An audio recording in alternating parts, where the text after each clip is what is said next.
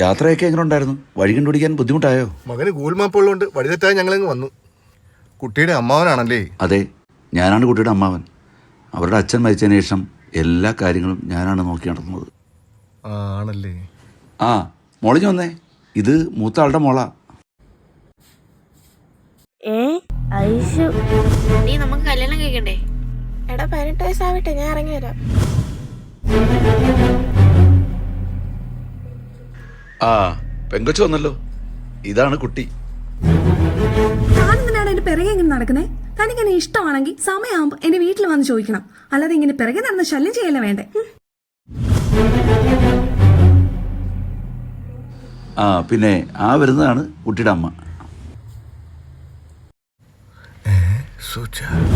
സുജി, നീ എന്റെ പ്രണയം സ്വീകരിക്കത്തില്ലേ?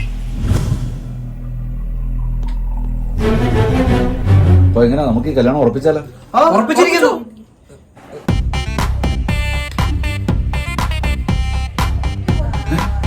ഇതെന്ത് കൂത്ത്?